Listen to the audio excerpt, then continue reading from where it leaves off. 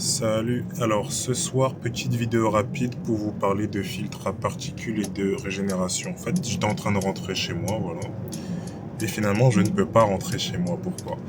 Enfin, je peux, mais il faut que je fasse un petit tour de 15-20 minutes parce que en arrivant, je me suis rendu compte que le FAP était en régénération. Qu'est-ce que ça fait quand le FAP est en régénération? Ça veut dire que il accumule pendant... ça dépend des routes que vous faites, mais pendant un plein, un demi-plein, voire un plein et demi, ça dépend vraiment de la voiture et des routes que vous faites. Il accumule des particules et au bout d'un moment, il commence à se remplir. Pour ne pas se colmater, ce qu'il fait, c'est qu'il lance une régénération. Donc généralement, quand on roule sur voie rapide, mais si ça fait longtemps qu'on n'a pas roulé sur voie rapide, il va le faire aussi en ville. Et quand on lance une génération, comment on peut savoir que la voiture est en régénération? Si vous êtes vous êtes sensible à la mécanique, il y a 2-3 signes qui peuvent vous l'indiquer.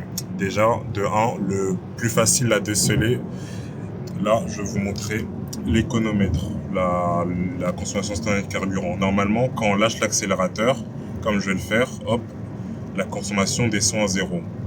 Sauf que là, non. 0,6, 0,7, 0,8, 0,9. Pourquoi? Parce que le calculateur, donc là je touche toujours pas l'accélérateur, pourtant il y a du carburant qui est injecté. Le calculateur injecte en fait du carburant dans le FAP pour le faire surchauffer et brûler les particules qui ont été emmagasinées.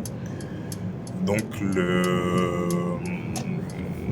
véhicule consomme même quand on n'accélère pas. Aussi, si vous êtes, par exemple, calé à... Allez, on va continuer un peu. Hop.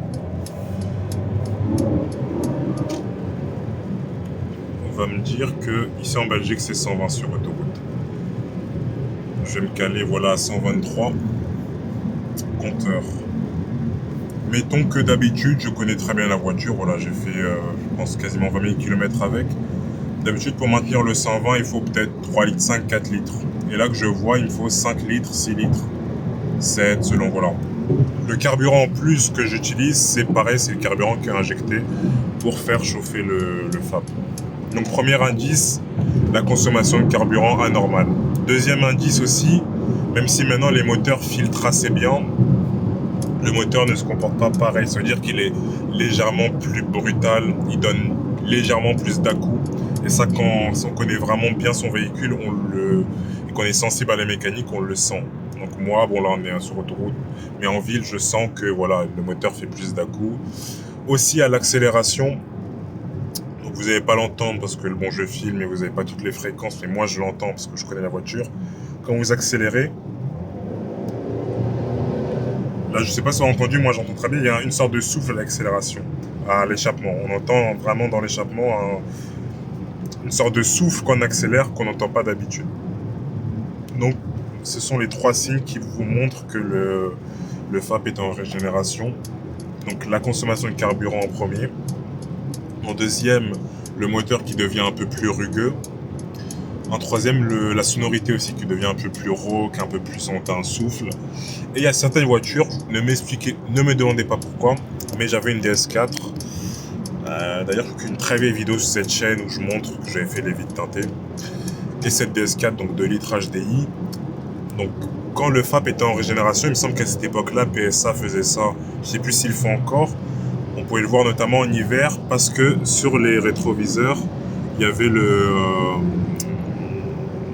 rétroviseur extérieur. Là, il y avait le désembuage qui s'activait.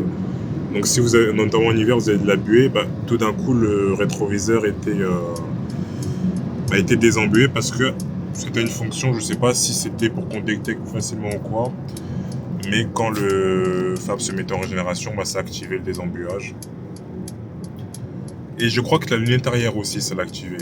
Rétroviseur et lunette arrière. Ici, sur ce véhicule, je n'ai pas cette fonction. Enfin, il y a le désembuage, bien sûr, je crois. Enfin, pour l'instant, j'ai pas roulé avec en hiver, donc j'ai pas eu à l'utiliser. Mais en tout cas, ça ne s'active pas avec la régénération du FAP. Donc, c'était tout pour cette vidéo. Je pense que j'ai dit l'essentiel. Et voilà, on se retrouve bientôt pour d'autres vidéos.